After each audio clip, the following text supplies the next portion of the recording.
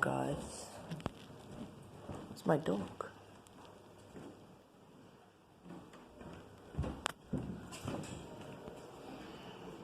He's there in the corner. Hey, Darcy. So guys, we're just gonna check the crayfish, cause what are they doing? So unfortunately, that one has a piece of its shell in between the eyes missing. It should grow back hopefully, and I hope it's okay. Oh, I don't know why my camera quality is getting so. And here's the big one. So that's a male and that's a female. So yeah, sorry guys, also I haven't posted a while.